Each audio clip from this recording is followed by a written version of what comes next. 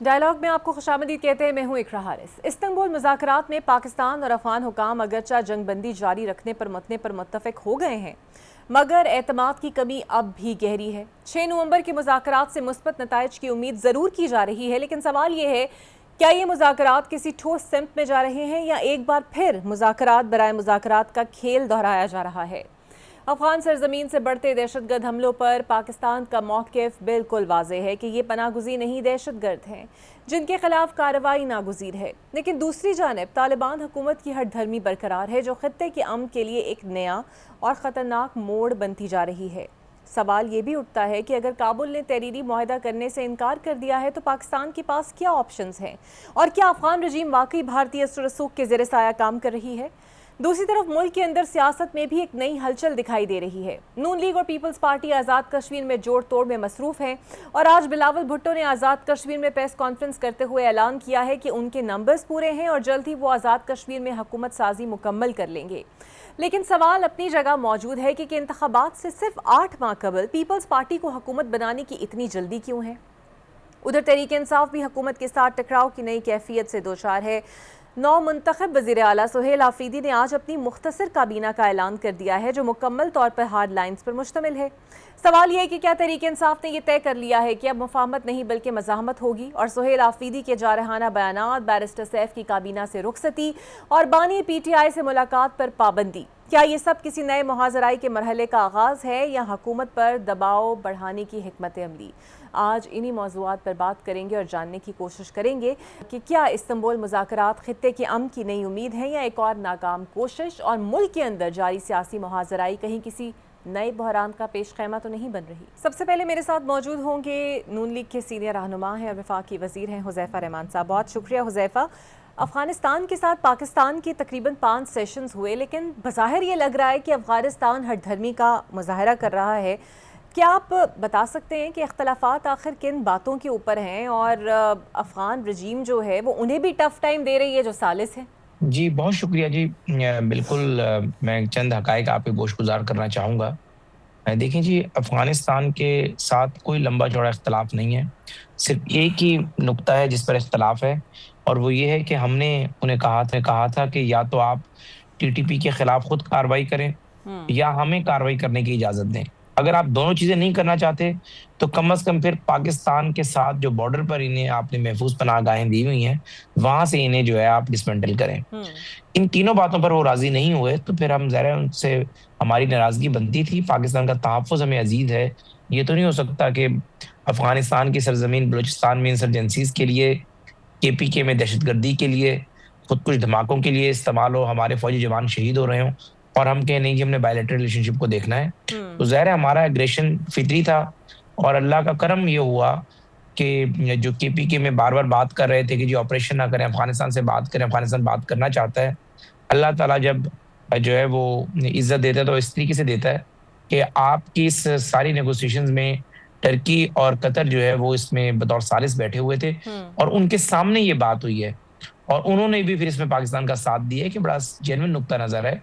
अगर पाकिस्तान के अंदर दहशतगर्दी होती है, सरज़मीन अफ़गानिस्तान की इस्तेमाल होती है, ना अफ़गानी खुद कार्रवाई करें, ना पाकिस्तान को करने दें, तो पाकिस्तान कहाँ जाए? तो इस नुक्ते पे ज़ाहिर है एक डेडलॉक पैदा हुआ, और ज़ाहिर है जो अफ़गान तालिबान है, बदकिस्मती से उनकी डोरें हिंदुस्तान से हिल रही थी। हम तो करज़ई रजीम को पीटते थे कि वो जो है भारत को 50 से ज़ायद जो है वो कौंसल खाने खोलने की इजाज़त दे चुका है, मिलकर डैम बना रहा है और बेशुमार चीज़ें कर रहा है। लेकिन यहाँ तो देखें कि इनकी हमने, यानी अफ़गान तालिबान की जो फ़ैमिलीज़ हैं, इनके बच्चे हैं, यहाँ पढ़ते रहे, यहाँ पर इनकी जो बेगमात है ड्यूरिंग कोल्ड वार यहाँ आकर पेशावर के इर्द-गिर्द ये लोग रहते रहे। ड्यूरिंग US वॉर जो 9/11 के बाद स्टार्ट हुई, फिर फेरवेल काबुल तक 2021-22 तक ये लोग, इन्होंने पाकिस्तान में महफूज़ तरीके से रहती रही इनकी फ़ैमिलीज़। इन्हें उस मेहमान नवाज़ी की हया भी नहीं आई।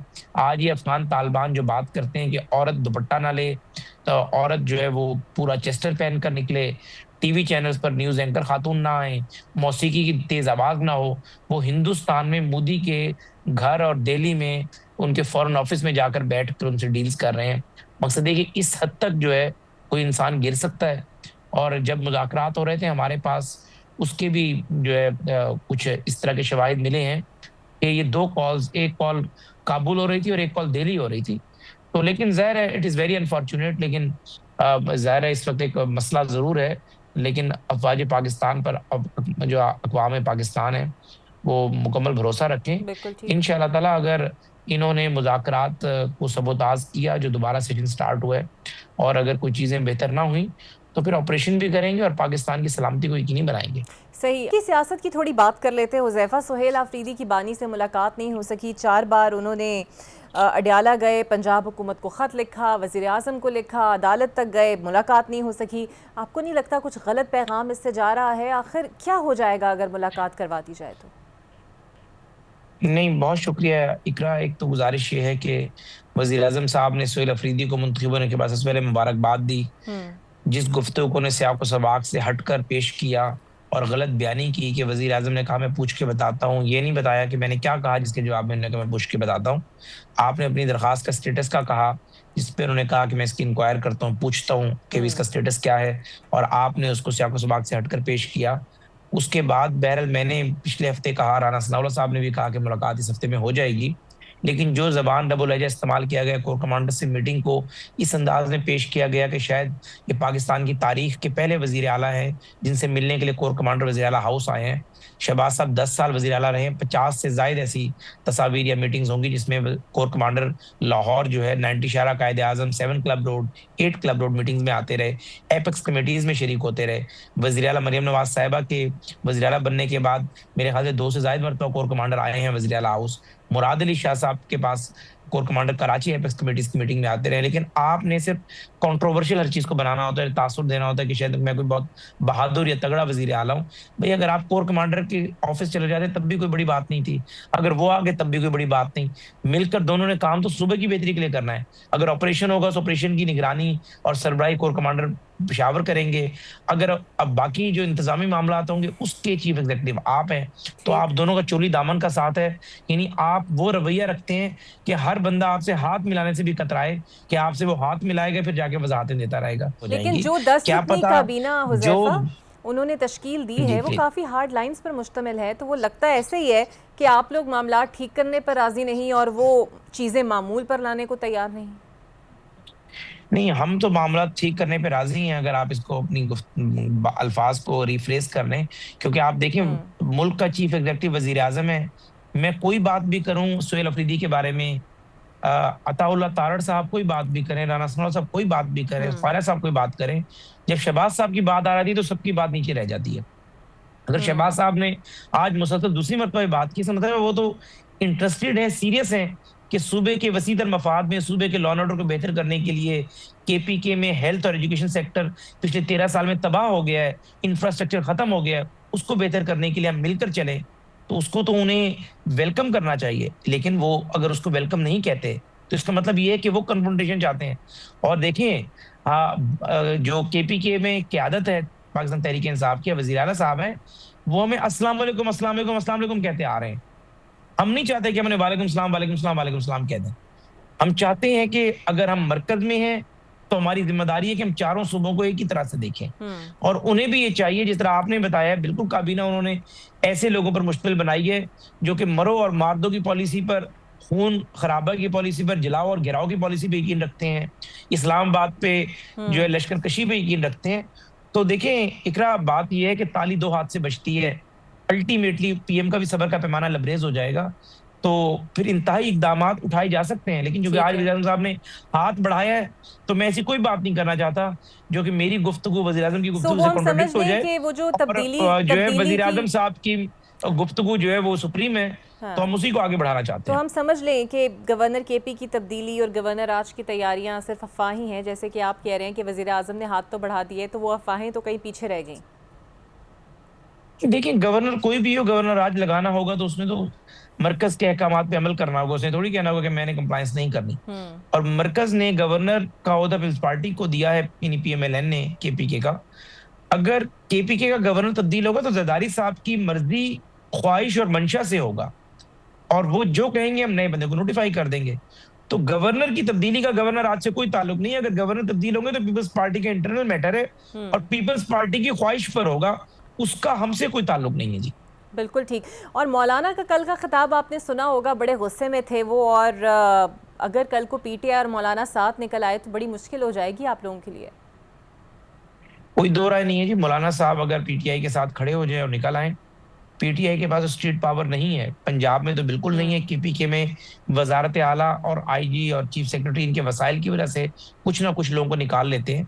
अगर वो भी ना हो तो ये इससे भी जाएंगे। अभी वजीर आला गंडापुर ने जलसा किया था, सारी कुली खुल गई। हम्म। पिछले साल नवंबर में आए थे, आप लोग ने देख लिया था। रियासती मशीनरी के बावजूद किराए के लोग थे जो कि 2 दिन बाद वापस चले गए। लेकिन अगर फजल रहमान साहब आते हैं, उनके पास स्टेट पावर भी है, मदारिस हैं, एक ऑर्गेनाइज निज़ाम है, तो हमारी पूरी कोशिश होगी कि मौलाना साहब को राजी करें। और मैं तो यकीन से कह सकता हूँ मौलाना फजलुर रहमान कम अज कम इमरान खान की कश्ती में सवार नहीं होंगे, हम्म। और इमरान खान के साथ या बानी तहरीक इंसाफ की जमात के बाकी लोगों के साथ सड़कों पर नहीं आएंगे। मुझे मौलाना फजलुर रहमान से तो पूरी यकीन है कि वो ये नहीं करेंगे। ठीक है, बहुत शुक्रिया आपका ईमान। वफाकी वज़ीर मेरे साथ मौजूद थे। देखते हैं कि क्या वाकई मौलाना कुछ खासा हिला कर रखेंगे वफाकी हुकूमत को, पीटीआई के साथ मिलकर, या फिर सोलो फ्लाइट पे चलेंगे। एक ब्रेक लेते हैं, ब्रेक के बाद आपसे मिलते हैं। Welcome back. और अब मुझे ज्वाइन कर रहे हैं इंटरनेशनल एक्सपर्ट्स पर माहिर हैं और बहुत ही गहरी नज़र बदलती हुई सूरत हाल पर रखते हैं एजाज़ चौधरी साहब। बहुत शुक्रिया सर आपके वक्त का। सर, पाक अफगान मुज़ाकरात का हतमी एलामिया जारी हो चुका है और बात सिर्फ सीज़ फायर तक है। आपके ख़्याल में हट धर्मी है कहाँ अफ़गान तालिबान की तरफ से? और ऐसी भी ख़बरें आ रही हैं कि ना मुज़ाकरात कामयाब है नाकाम है, बस ये समझ लीजिए कि दरमियानी एक रास्ता है। आपके ख्याल में मामला किन पॉइंट्स पर रुका हुआ है? ये तो हमें बिल्कुल अच्छी तरह पता है कि कहाँ मामला रुका है। तालिबान टीटीपी को जगह दिए हुए हैं और उनको वो रोकने के लिए तैयार नहीं है। मुमकिन उनकी कुछ अपनी वजूहात हों। एक तो नजरियाती असास दोनों की एक है, और दूसरा उनको ये भी शायद डर हो कि अगर हमने इन पे कोई हाथ लगाया तो ये आईएस के या कहीं और ना चले जाएं। लेकिन पाकिस्तान के लिए उनकी ये एक्सक्यूज बिल्कुल नाकबूल है जो वो ये देते हैं कि नहीं जी हमारा उन पर कोई असर नहीं है, या ये है कि वो हमें हमारे इलाके में है ही नहीं। हमने उनको डॉक्यूमेंट्री एविडेंस भी दिए हैं। इतना पाकिस्तान में खून बहा चुके हैं पिछले 4 साल में, जो खून रेजी उन्होंने की है उसके बाद किस सबूत की ज़रूरत रह जाती है। इसलिए यकीनन तालिबान को ये गलत फहमी है कि शायद पाकिस्तान जो है वो उनके ऊपर कोई सख्ती ना करे। हमने 20 साल उनकी इतनी ज़्यादा मदद की, उनकी वजह से बदनाम हुए, तो पाकिस्तान इस दफ़ा कम अज़ कम मुझे यकीन है कि अब इतना खून बहाने के बाद अब पाकिस्तान मजीद बर्दाश्त नहीं कर सकता। इसीलिए ये तनाव है दोनों की सूरतों में कि पाकिस्तान चाहता है कि आप तहरीरी ज़मानत दें और वो उसके लिए तैयार नहीं है क्योंकि उनकी नीयत में। सर, हमारी तरफ से क्या किसी बफर जोन की भी डिमांड की गई है? और आखिर क्या इसमें तालिबान का बेनिफिट हो सकता है कि वो टीटीपी के ख़िलाफ़ कार्रवाई करने से अभी तक गुरेज़ा हैं? फ़ैसला कुन कार्रवाई के बजाय सरहद पार ले जाने पर बात तो करता है, लेकिन मुल्क बदर करने पर बात नहीं करता। मेरे ख्याल में उनको एक गलत फहमी है कि उन्होंने बंदूक के जोर पर काबुल जीता। हालांकि वो बंदूक के जोर पर नहीं जीता, अमेरिका खुद वापस जाना चाहता था, और अमेरिका तो बल्कि हमसे खफा था कि आपने इनकी इतनी मदद की, इसकी वजह से ये काबुल में ताकतवर हो गए। तो ये उनको गलत फहमी की वजह से शायद वो ये भी समझते हैं कि अब पाकिस्तान के साथ भी हम अगर इसी तरीके से करेंगे तो शायद हमें कोई फायदा हो। मैं आपको बताऊं, उनको बिल्कुल गलत फहमी है उनकी, उनको बिल्कुल कोई फायदा नहीं होगा।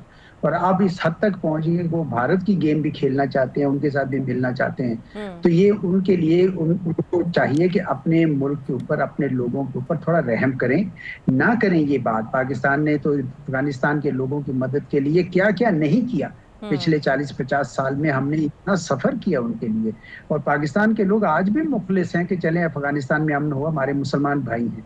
लेकिन अगर वो भारत के साथ हाथ मिलाकर पाकिस्तान के लिए मुश्किलात खड़ी करते हैं तो यकीनन ये पाकिस्तान के लिए नाकाबिल कबूल होगा।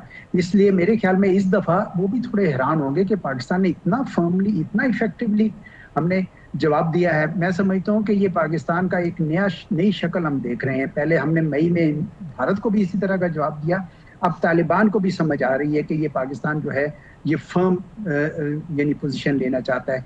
इसमें मुझे जरा थोड़ा सा ये है कि हमें अपने मुल्क के अंदर अब कुछ थोड़ा काम करना होगा, क्योंकि कुछ लोग हमारे में अभी भी उनके लिए नरम गोशा रखते हैं। वो समझते हैं कि उनके साथ बातचीत करके मसला को हल किया जा सकता है। ये बातचीत हो चुकी, कई साल हो चुकी, और 2021 में ये आए, उस वक्त के बाद से खून रेजी पाकिस्तान में बढ़ गई है। इसलिए अब और क्या मजीद बातचीत करनी है। मैं समझता हूँ कि जितना खून उन्होंने पाकिस्तान के KPK में बहाया है और किसी हद तक बलूचिस्तान है, इन दोनों सूबों को अब इसमें सबसे आगे किरदार अदा करना होगा कि मजीद अब हमारा खून अब नहीं बहा सकते, उनके साथ फर्मली डील करना पड़ेगा मेरे ख्याल में। और सर, ये अब बातें जो सामने आ रही हैं कि अफगान तालिबान चाहते थे कि अमेरिका जो है उसको शामिल किया जाए और पाकिस्तान ने इससे मुस्तरद कर दिया, बिकॉज पाकिस्तान समझता है कि अफगान तालिबान इसलिए अमेरिका की शमूलियत चाहते हैं कि शायद वो डॉलर्स और वो इमदाद का रास्ता जो है एक मरतबा फिर से खुल सके। मुझे नहीं पता कि जी अमेरिका का जो किस हद तक इसमें मुआवनत कर सकता है। तालिबान और पाकिस्तान को खुद इस बात को रिजॉल्व करना होगा।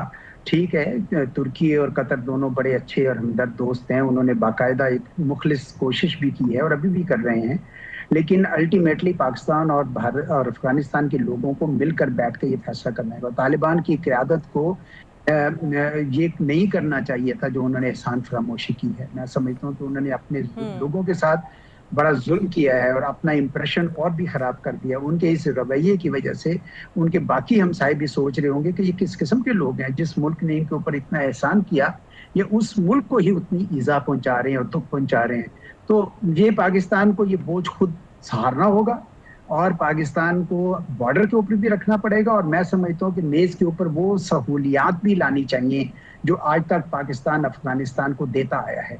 हमारी बंदरगाहों का इस्तेमाल, हमारे अस्पतालों का इस्तेमाल, हमारी यूनिवर्सिटियों का इस्तेमाल, ये सब कुछ अब मेज पर आएगा तो उनको अंदाजा होगा कि उन्होंने पाकिस्तान के साथ ये जो नारवा सलूक किया है ये उनके अपने लिए ज्यादा नुकसानदेह है बनिस्बत पाकिस्तान के। And sir, do you really think कि इस्तांबुल में जो मुज़ाकरात सिर्फ दरमियानी वजह पे बंद हो गए, उसकी एक बुनियादी वजह ये भी है कि इनके दरमियान खुद भी धड़ेबंदी है। एक कंधार, काबुल और खोस्त का ग्रोह है, 3 अलग अलग ग्रोह, 3 अलग अलग रहनुमा और मुख्तलिफ एजेंडों के साथ।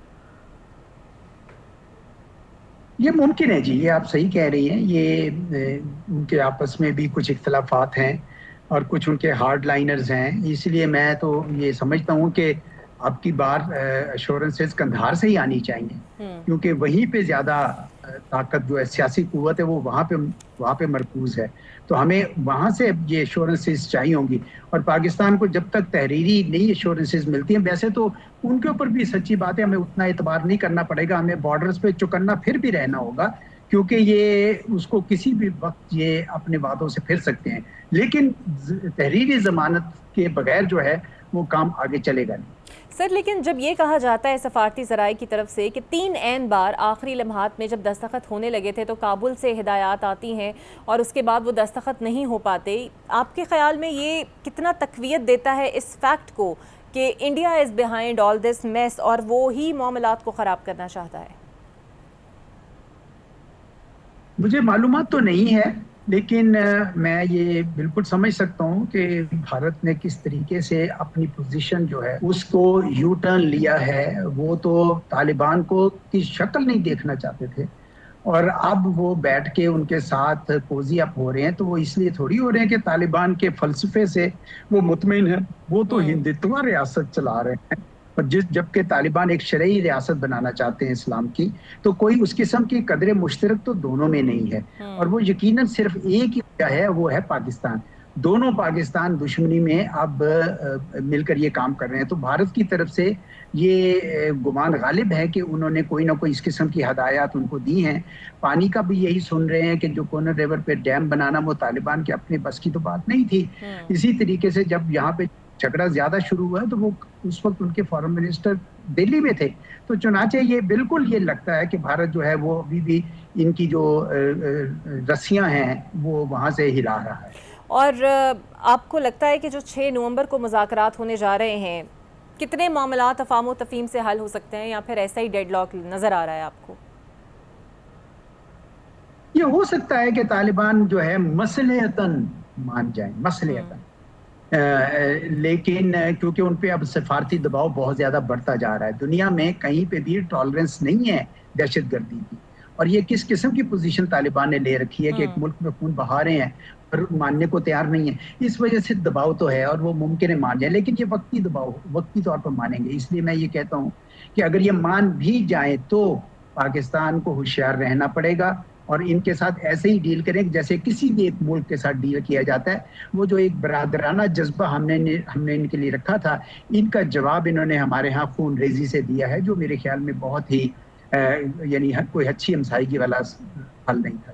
और सर, ये जो दिफाई मुआहदा हुआ है भारत और अमेरिका में, हमने कुछ अरसे में तो देखा कि अमेरिका पाकिस्तान का मौतरफ रहा, कुछ हालात इंडिया से भी बिगड़े, लेकिन जो दोबारा से दिफाई मुआहदा होते होते रुक गया, वो आज फाइनली हो गया है। आप इसकी कितनी स्ट्रैटेजिकली अहमियत देखते हैं? मेरा तो ये ख्याल है कि ये वही मुआहदा है जो 2005 में किया गया था, जो 10 साल के लिए होता है, फिर 2015 में उसको रिन्यू किया गया और अब दोबारा उसको रिन्यू किया जा रहा है, और इससे ज्यादा इसकी कोई अहमियत नहीं है। हाँ, अलबत्ता ये जरूर है कि मैंने हमेशा से इस बात का मुझे यकीन रहा है कि भारत और अमेरिका के आपस में जो ताल्लुकात हैं वो अहम हैं उन दोनों मुल्कों के लिए, और पाकिस्तान के साथ जो आजकल के ताल्लुकात है वो भी ट्रांजैक्शनल हैं। तो अमेरिका तो उनके साथ डील करना चाहता है तो भले करते रहे, लेकिन अमेरिका को भारत ने इतना ऑफेंड कर दिया है कि इनके इस डिफेंस एग्रीमेंट में उस किस्म की अब ज्यादा वो रही नहीं, क्योंकि अमेरिका भी अब इस बात का एहसास जागुज़ी कर गया है कि भारत जिसको हम चीन के खिलाफ तैयार कर रहे थे वो तो काम ही नहीं आया, और भारत तो अपने इलाके में धौंस पाना चाहता है उसकी वजह से। सर, लेकिन इस पूरे मामले के अंदर जो अफगान वाला चल भी रहा है, आपको लगता है उनके सालिस भी परेशान है कि अफगान हुकूमत की इतनी हठधर्मी और इतनी डायरेक्शंस उनको मिल रही हैं कि सालिस भी शायद उनकी गारंटी उठाने में हिचकिचा रहे हैं? सालिस से मुराद तुर्की और कतर की बात कर रही हैं आप? जी जी जी, नहीं, तुर्की और कतर तो मेरे ख्याल में पूरा जोर लगा है और उनकी ख्वाहिश भी है। देखिए, वो नहीं चाहते हैं पाकिस्तान को कोई जिक पहुंचे। दोनों पाकिस्तान के बड़े गहरे दोस्त हैं और दोनों को ये भी अंदाजा है कि तालिबान जो है वो एक गलत किस्म का उन्होंने रवैया अपनाया हुआ है, और किसी दूसरे मुल्क में दहशतगर्दी करनी कोई ऐसा मौजू तो नहीं है जिसका दिफा किया जा सके। तो हमें तो उन पे दोनों पे एतबार रखना चाहिए, पर जिस तरह मैंने कहा कि पाकिस्तान को कुछ अपनी तरफ से भी इनको दो तरफा बुनियादों पर तालिबान की हुकूमत को मैसेजिंग करनी चाहिए। हमारे उलमा की तरफ से, हमारे पार्लियामेंटेरियंस की तरफ से जो चैनल्स हमारे पास अवेलेबल हैं, हम उनको मैसेजिंग करें और कंधार को मैसेजिंग करें कि जो आपका रवैया है ये आपके लिए और आपके अफगान अवाम के लिए बहुत ही नुकसानदेह है। बिल्कुल सही। सर, एक आखिरी सवाल, एक और मसला है पाकिस्तान में गजा को आर्म्ड फोर्स भेजने का, और इस पर खासी बात भी हो रही है। आपकी इस हवाले से क्या मालूमात है? क्या इसे ऑन द फ्लोर पार्लियामेंट में लाना चाहिए, और क्या ऐसा फैसला हो चुका है या हो सकता है? देखिए, पाकिस्तान ने अमन की खातिर अपने मिशंस तो सारी दुनिया में भेज रखे हैं, और अगर तमाम अरब ममालिक जो हैं और मुसलमान ममालिक अगर इस पे इतफाक करते हैं कि हमें वहाँ पे कोई ऐसी फोर्स लगानी चाहिए, तो जाहिर बात है कि फ़लस्तीनियों का पाकिस्तान की फोर्स के ऊपर ज़्यादा एतमाद होगा, क्योंकि पाकिस्तान जो है वो हमेशा से फ़लस्तीनियों के हक में खड़ा रहा है। इस वजह से मैं समझता हूँ कि पाकिस्तान अगर सारे इत्तफाक हो, बल्कि मेरी अपनी ख्वाहिश और तजवीज़ तो ये थी कि अब ये सारा का सारा मुआहदा में मुत्तहिदा की सिक्योरिटी काउंसिल में जाए और एक उसको इंटरनेशनल लेजिटिमेसी मिले, जिसके बाद हमारी जो फोर्स है वो इस तरह की होगी जिस तरह यूएन पीस कीपिंग जिसमें हम शामिल होते हैं पूरी दुनिया में। लेकिन अगर वो नहीं भी होता, तो अगर अरब दुनिया और अरब लीग और OIC अगर उसको एंडोर्स करते हैं, तो फिर पाकिस्तान को भी उसमें अपने ट्रूप्स भेजने में कोई मुज़ायका नहीं होना चाहिए। बहुत शुक्रिया आपका। साबिक सेक्रेटरी खारजा एजाज चौधरी साहब मेरे मौजूद थे।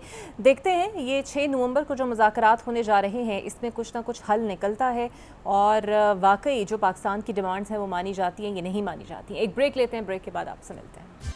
वेलकम बैक जी। मुझे ज्वाइन कर रहे हैं फैसल राठौर साहब, पाकिस्तान पीपल्स पार्टी के रहनुमा हैं, जनरल सेक्रेटरी हैं आज़ाद कश्मीर। बहुत शुक्रिया फैसल साहब आपके वक्त का।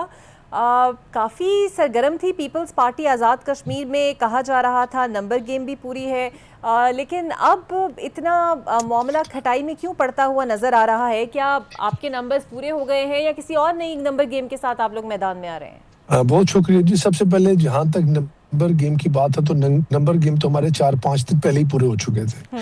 फिर इसके बाद हमारी चूंकि ये ख्वाहिश थी कि मुस्लिम लीग नून चूंकि पाकिस्तान में पाकिस्तान पीपल्स पार्टी के साथ कोलिशन में पीपल्स पार्टी ने उसको वोट दिए हुए नून लीग को, तो उनको भी हमें सपोर्ट लेनी चाहिए। जिसके बाद उनकी कमेटी प्रेसिडेंट ज़रदारी साहब से मिली और फिर 2 दिन पहले मुस्लिम लीग नून के 9 अरकान ने भी पीपल्स पार्टी के सपोर्ट के लिए उस पर दस्तखत कर दिए।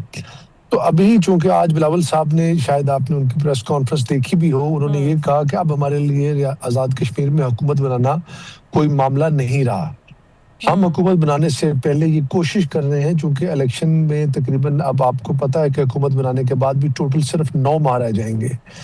तो कुछ ऐसी चीज़ें हैं जो हुकूमत बनाने से पहले वो बातचीत करना चाहते हैं, और अभी इंशाल्लाह अगले 2-3 दिनों में ये जो नो कॉन्फिडेंस मोशन है, ये मुजफ्फराबाद में जैसा कि उन्होंने कहा वहीं पे प्राइम मिनिस्टर का ऐलान भी किया जाएगा और वहीं पे ये मूव भी की जाएगी। लेकिन सर आपको नहीं लगता चूंकि टाइम थोड़ा है, सिर्फ 6 या 7-8 माह में पीपल्स पार्टी क्या कर लेगी जो पहली हुकूमत नहीं कर सकी?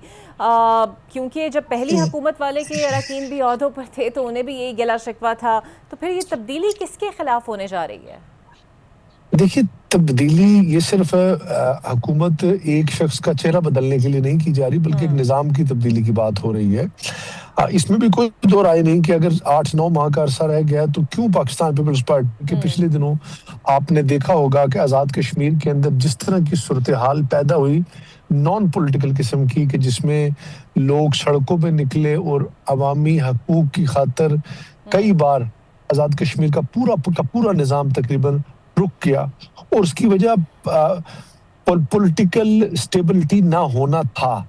क्योंकि ये जो शायद आपके नॉलेज में है कि नहीं, ये जो 3 हुकूमतें आज़ाद, ये तीसरी हुकूमत है आज़ाद कश्मीर में। इससे पहले पीटीआई की हुकूमत जब 2021 का हुआ था बनी थी, फिर अपनी हुकूमत के खिलाफ पीटीआई ने अपने प्राइम मिनिस्टर के खिलाफ एक नो कॉन्फिडेंस मोशन मूव किया और नया प्राइम मिनिस्टर ले आए।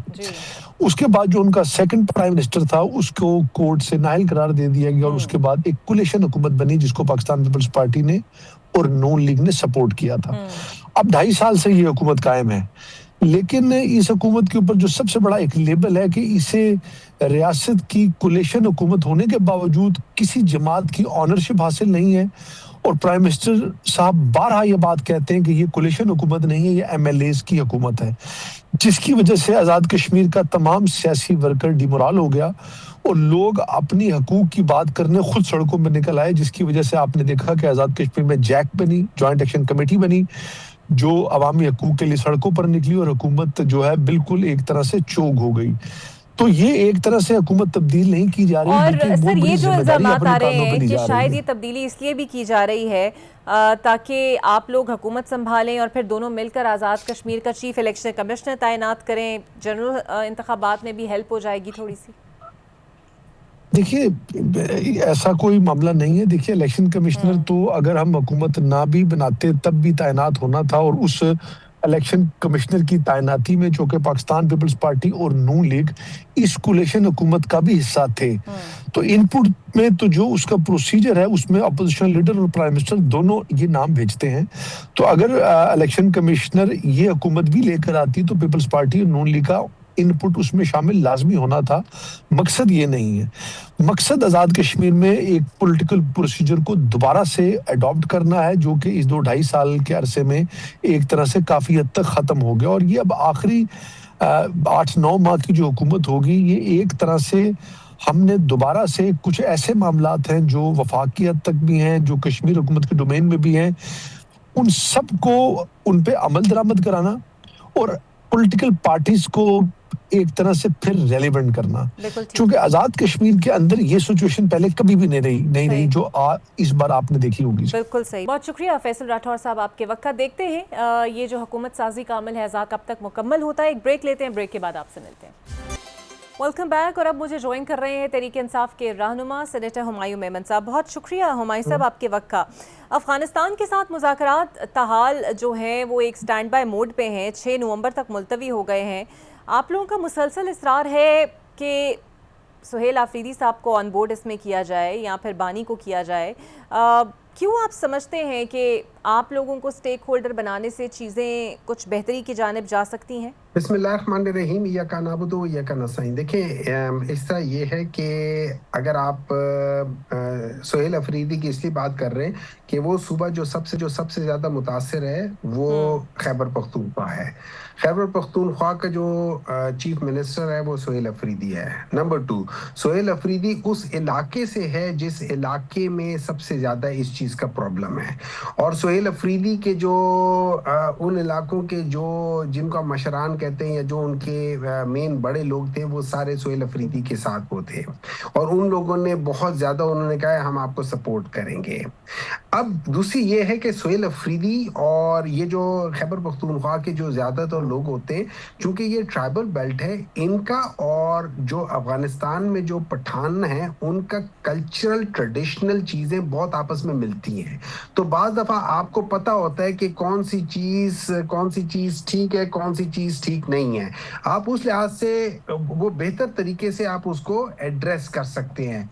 अगर एक कल्चर वाला बंदा दूसरे कल्चर वाले के साथ बात करे, अगर वो गलत बात नहीं भी कर रहा, तो बाज दफा वो कल्चरल डिफरेंसेस में बाज चीजें वैसी सर, गलत लेकिन चली इस जाती तरह हैं। तो बलूचिस्तान भी कह सकता है हमें शामिल करें, अगर पंजाब की सरहद इंडिया से मिलती है तो वो भी कह मुझे सकता एक है। बात बताएं, मुझे एक बात बताएं, बलूचिस्तान को ना शामिल करने की वजह क्या है? ना शामिल करने की, बलूचिस्तान भी तो बीच में शामिल है। बलूचिस्तान का अफगानिस्तान के साथ बॉर्डर लगता है। बलोचियों को बीच में शामिल ना करने में प्रॉब्लम की मतलब उसको उनको शामिल करने में प्रॉब्लम क्या है? मैं तो ये कहता हूं कि देखिए, आपने अगर एक जो डेलीगेशन बनानी है अफगानियों के साथ बात करने के लिए, आपकी डेलीगेशन मेनली उन लोगों के ऊपर होनी चाहिए जो केपी और बलूचिस्तान, खास तौर पे केपी की जो बड़ी पॉलिटिकल पार्टीज हैं उनके रिप्रेजेंटेटिव्स का एक जरगा होना चाहिए, या 3-4 जो बड़ी पार्टीज हैं जिनमें पाकिस्तान तहरीक इंसाफ है, जिसमें मौलाना फजल रहमान है, जिसमें एएनपी है, इन लोगों को जरूर होना चाहिए, क्योंकि इनमें एएनपी वालों की तो बहुत सफरिंग भी हुई है, तो उनका होना बहुत जरूरी है। Maulana Fazal Rehman is the second largest party, उनका होना बहुत जरूरी है। और उनके फिर वो अपना एक जो क्या कह सकते हैं, उसका जो उनका एक मकतबा फिक्र के जो वो है, वो भी उस लिहाज से इंपॉर्टेंट है। Pakistan Tehreek Insaf is the biggest, 90% of the people belongs to Pakistan Tehreek Insaf Khyber Pakhtunkhwa, तो क्यों नहीं होना चाहिए? सर, सोहेल अफरीदी ने जो काबीना तश्कील दी है उसको हार्डलाइन काबीना कहा, यानी कि शायद सिर्फ मज़ामत होगी, और बैरिस्टर सैफ जिन्हें माना जाना था कि शायद वो मसालतकारी का एक ज़रिया है, वो इस पे शामिल नहीं है, तो समझ लिया जाए कि अब सिर्फ मज़ामत, मुखालफत, इस किस्म की सियासत होगी। देखिए, मुझे एक चीज समझ नहीं आती, मज़ामत जो है विद इन द नॉर्म्स, मज़ामत भी तो एक क्या कहते हैं उसे, डेमोक्रेसी का एक पार्ट है, उसमें कोई बुराई नहीं है। मज़ामत आप क्यों करेंगे? तो मुझे एक बात बताएं, अगर कोई भी बंदा हो, इधर मज़ामत नहीं होगी तो क्या होनी चाहिए? दूसरी बात यह है कि मेरा ये इख्तियार है कि मैं जाके अपने लीडर के साथ मिलूं, ये आइन भी कहता है, ये जेल मैनुअल भी कहता है, ये मेरा भी एज अ चीफ मिनिस्टर भी है। अगर आप मुझे मिलने नहीं देंगे कि क्यों जी तुमने जज्बाती तकरीर कर दी है इसलिए हम मिलने नहीं देंगे, तो मुझे एक बात बताएं, मैं मज़ामत ना करूं तो और क्या करूं? मैं मज़ामत ही करूंगा।